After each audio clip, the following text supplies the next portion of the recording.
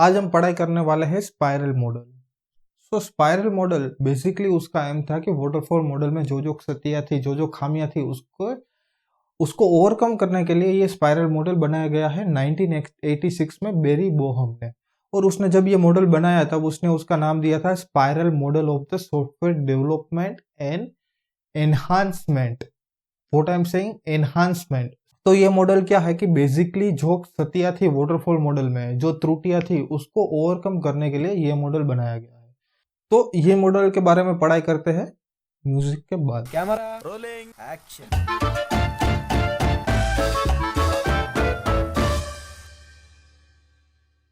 ये है हमारा स्पाइरल मॉडल। ये मॉडल ऐसा दिखता है कि अगर आपको वाटरफॉल मॉडल का वीडियो नहीं देखा और अगर आप वाटरफॉल मॉडल नहीं जानते हैं तो मैं आपको रिक्वेस्ट करता हूं कि प्रीवियस वीडियो में जाए वाटरफॉल मॉडल में और वो वीडियो समझिए। तो ये वीडियो समझना, स्पाइरल मॉडल समझना आसान हो जाएगा और आपको वीडियो डिस्क्रिप्शन में से या कार्ड में से मिल जाएगा। तो सबसे पहले स्पाइरल मॉडल ऐसा दिखता है। तो उसमें भी बेसिकली हमारे पास 4 स्टेज है। सबसे पहला स्टेज है requirement analysis, then identify and resolve risk. उसके बाद तीसरा स्टेज है development and testing phase, and चौथा फेज है plan for the next iteration. तो ये 4 हमारे पास स्टेज है। और यहाँ पे थोड़ा बहुत मॉडिफिकेशन ये है कि ये जो स्टेज है, ये स्टेज में आइडेंटिफाई और रिसॉल्व रिस्क के साथ साथ डिजाइन फेज भी यहाँ पे छोटा सा उसने डिफाइन किया था जब बेरी बोहम ने ये मॉडल बनाया। और उसने यहाँ पे डेवलपमेंट और टेस्टिंग फेज दोनों एक साथ ही ले लिया था। तो कभी कभी क्या होता है कि वो कुछ लोग यहाँ पे उसको टेस्टिंग फेज ही बना देते हैं। ये जो लास्ट वाला फेज है वो टेस्टिंग फेज बना देते हैं और लेटर ऑन यहाँ पे हाफ फेज में ये plan for the next iteration. तो ऐसे भी कहीं कहीं बार स्प्लिट हो जाता है रिक्वायरमेंट के हिसाब से। सबसे पहले यहाँ पे क्या होता है कि वो हम डिटेल में समझते हैं। फॉर एग्जांपल हम बात कर रहे हैं व्हाट्सएप की। तो व्हाट्सएप एक बहुत बड़ा एप्लीकेशन हो गया और वो हम पिछले 8 से 10 साल से व्हाट्सएप यूज करते हैं। तो आपको पता होगा कि जब व्हाट्सएप आया तो उसमें स्टोरी का फीचर नहीं था। स्टोरी का फीचर अभी 2-3 या 4-5 साल पहले ही आया। तो क्या होता है, व्हाट्सएप उसने कैसे बनाया कि 2-3 उसको, मतलब उसने पहले ये ए पार्ट बनाया, फिर बी पार्ट बनाया, फिर सी पार्ट बनाया, ऐसे उसने व्हाट्सएप बनाया। तो हम क्या करते हैं कि फॉर एग्जांपल ये है व्हाट्सएप का प्रोडक्ट, ये पूरा प्रोडक्ट है और कुछ कुछ साल में उसने कुछ कुछ डेवलपमेंट किया है। तो मान लो सबसे पहला का ये है 2 ईयर, उसके बाद का 3 ईयर मान के चलो, उसके बाद फिर से 2 ईयर मान के चलो और यहाँ पे 3 ईयर। तो लेट से ये व्हाट्सएप का 10 साल का ये टाइमलाइन है। तो उसने पहले इसने इनिशियली कुछ बनाया था, तब स्टोरी नहीं था, वो कुछ ABC यहाँ पे कुछ फीचर होगा। उसके बाद उसने 3 साल स्पेंड किए और दूसरे इटरेशन में गए और उसने कुछ और फीचर ऐड किया और फाइनली हमने यहाँ पे स्टोरी का फीचर आया, फिर वीडियो कॉल का फीचर आया, वो सब नए नए नए नए फीचर वो ऐड करते रहे। तो इसमें बेसिकली क्या होता है कि फॉर एग्जांपल अगर मेरे को कोई प्रोडक्ट बनानी है या सिमिलर मेरे को व्हाट्सएप के जैसी कोई दूसरी प्रोडक्ट बनानी है, तो मैं क्या करूंगा, एक सॉफ्टवेयर कंपनी के पास अप्रोच करूंगा। और अभी मेरे पास फॉर एग्जांपल 2020 में मेरे पास सर्टन सेट ऑफ रिक्वायरमेंट है, ए टू एंड तक की मेरे पास रिक्वायरमेंट है, 12 से 15 रिक्वायरमेंट है अभी मेरे पास। तो क्या होगा कि मैं क्लाइंट को बताऊंगा रिक्वायरमेंट और क्लाइंट रिक्वायरमेंट समझेगा और वो क्या बोलेगा कि हमारे पास अभी एडेप्टेबिलिटी है, हम पहली 5 रिक्वायरमेंट के ऊपर काम करेंगे इनिशियल फेज में। तो वो क्या करेंगे कि जो 12 से 15 रिक्वायरमेंट है उसको 5-5 में डिवाइड कर दिया उसने। और वो सबसे पहले वो 5 रिक्वायरमेंट को समझेंगे और वो 5 रिक्वायरमेंट यहाँ पे, ये जो 5 रिक्वायरमेंट है, पहली 5 रिक्वायरमेंट वो रिक्वायरमेंट एनालिसिस फेज में जाएगी। जैसे ही उसकी रिक्वायरमेंट एनालिसिस डन होगी उसके बाद उसको रिस्क आइडेंटिफाई होगा ये फर्स्ट 5 रिक्वायरमेंट के लिए और उसका डिजाइन बनेगा। और जैसे ये 2 फेज कंप्लीट हो जाता है, ये हमारा फर्स्ट इटरेशन है, हम यहाँ पे है फर्स्ट इटरेशन में। तो जैसे ये 2 फेज हो जाता है वह यहाँ उसके बाद डेवलपमेंट और टेस्टिंग में जाता है। तो डेवलपमेंट में यहाँ पे कोड डेवलप होता है और फिर एप्लीकेशन को टेस्टिंग होता है। तो ये 5 रिक्वायरमेंट हमारा रेडी हो गया।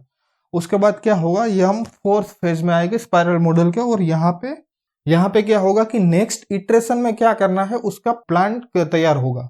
तो यहाँ पे ये 5 रिक्वायरमेंट हम क्लियर हो गए। यहाँ पे फर्स्ट 5 रिक्वायरमेंट पे हमने काम कर लिया है और हम कौन सी साइकिल घूमे, हम एक ही साइकिल में पहले 5 रिक्वायरमेंट को हमने यहाँ पे खत्म कर दिया है। ये 5 रिक्वायरमेंट हमारा हो गया। उसके बाद टीम क्या डिसाइड करेगी कि हमें ये रिक्वायरमेंट पिक करना है या ये रिक्वायरमेंट पिक करना, तो उसके हिसाब से एक रिक्वायरमेंट पिक करेंगे 5 का सेट, और फिर से ये सेम प्रोसेस फॉलो करेंगे। फिर से उसका ये 5 रिक्वायरमेंट का रिक्वायरमेंट एनालिसिस होगा, फिर उसका रिस्क आइडेंटिफाई होगा, डिजाइन बनेगा, डेवलपमेंट होगा, उसका टेस्टिंग होगा, और फिर से यहाँ पे आ जाएगा और फिर से वो डिसाइड करेंगे कि हमने क्या क्या किया है, हम कहाँ पे है, उसका रेट्रोस्पेक्ट मीटिंग करेंगे और आगे फिर से नई रिक्वायरमेंट पिक करेंगे।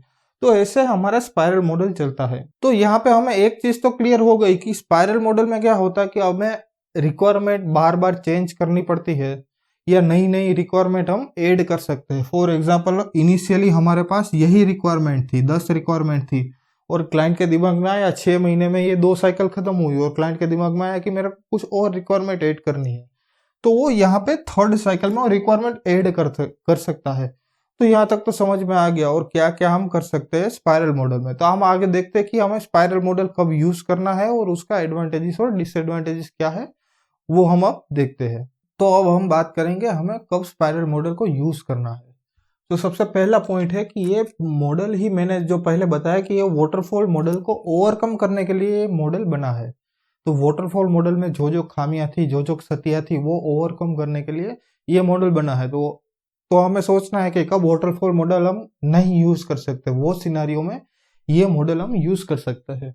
दूसरा है कॉस्ट एंड रिस्क की इंपॉर्टेंस। जब हम बड़ी प्रोडक्ट और लार्ज स्केल प्रोडक्ट की बात करते हैं तब डेफिनेटली कॉस्ट एंड रिस्क ज्यादा हो जाता है, तो वो केस में ये मॉडल हम यूज कर सकते हैं। उसके बाद medium to high risk, waterfall model था लो रिस्क के लिए, ये मॉडल है मीडियम टू हाई रिस्क। ये केस में ये जब बड़े प्रोजेक्ट होते हैं, मैंने व्हाट्सएप का एग्जांपल दिया कि हमारा बहुत ज्यादा फेस था, बहुत बड़ी रिक्वायरमेंट थी, वो केस में हम स्पाइरल मॉडल को यूज कर सकते हैं। उसके बाद क्लाइंट इज नॉट क्लियर, तो वाटरफॉल मॉडल में क्या होता था कि क्लाइंट को हमेशा क्लियर होना है, क्योंकि उसके जब हम एक स्टेज खत्म हो गया, पहला स्टेज, उसके बाद दूसरे तीसरे स्टेज में प्रॉब्लम हुई तो वो फर्स्ट में हम नहीं जा सकते। तो इसमें क्या है कि क्लाइंट क्लियर नहीं है, चलो मान लो क्लाइंट क्लियर नहीं है तो कोई बात नहीं, वो हम क्या करेंगे कि हम जब दूसरा साइकिल में जाएंगे, यहाँ पे हम दूसरा साइकिल में जाएंगे, तब वो नई रिक्वायरमेंट है उसकी वो पिक कर लेंगे, तो यहाँ पे कोई दिक्कत नहीं होगी। तो ये मतलब ये बहुत बड़ी बात हो गई कि क्लाइंट को अगर आगे से कुछ ऐड करना है या उसको क्लियर नहीं है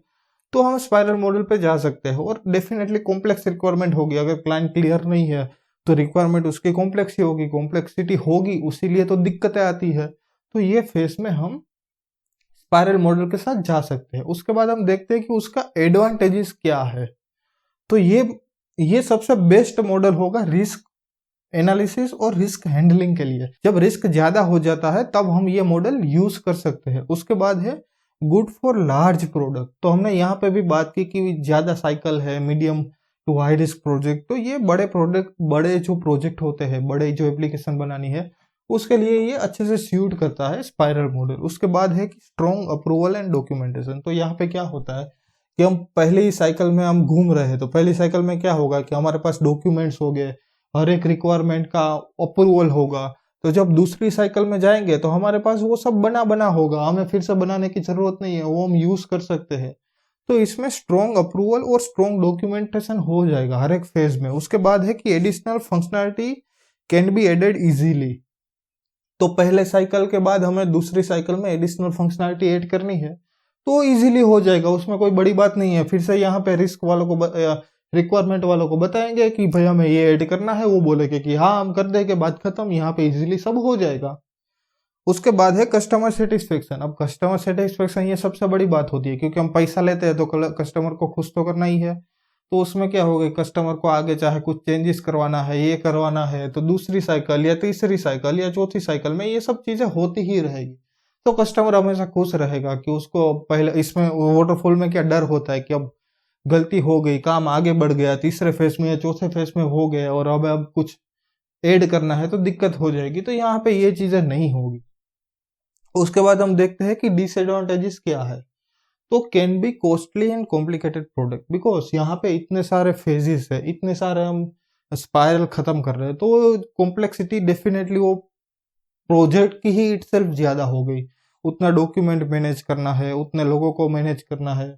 उसके बाद स्मॉलर प्रोडक्ट के लिए सही नहीं है। अगर प्रोडक्ट ही मेरा स्मॉलर है तो वो वाटरफॉल बेटर है, यहाँ पे हम नहीं जा सकते। उसके बाद टाइम स्पेंट इजीली नहीं हो सकता। उसके बाद टाइम मैनेजमेंट डिफिकल्ट है, क्योंकि अलग अलग फेज में अलग अलग बंदे हैं और कुछ फेज में ज़्यादा टाइम लगते हैं। फॉर एग्जांपल रिक्वायरमेंट समझना है, ये नेक्स्ट प्लान करना है, तो ये जो वाला फोर्थ फेज है हमारा, उसमें उतना टाइम हमेशा उतना टाइम नहीं लगता। सबसे ज़्यादा टाइम कहाँ पे लगता है, तो कि डेवलपमेंट और टेस्टिंग में सबसे ज़्यादा टाइम लगता है। तो यहाँ पे टाइम मैनेजमेंट में थोड़ी त्रुटियां क्षतियां आएगी। तो ये एक ड्रॉबैक हो गया स्पाइरल मॉडल का। तो उतना ही स्पाइरल मॉडल के लिए अगर आपको कोई भी क्वेश्चन हो या प्रॉब्लम हो तो आप कमेंट सेक्शन में मुझे पूछ सकते हैं, मैं आपको खुशी से आंसर दूंगा। लाइक और सब्सक्राइब करना मत भूलिएगा और अपने दोस्तों के साथ भी शेयर करो। शुक्रिया सबका, मिलते हैं नेक्स्ट वीडियो में।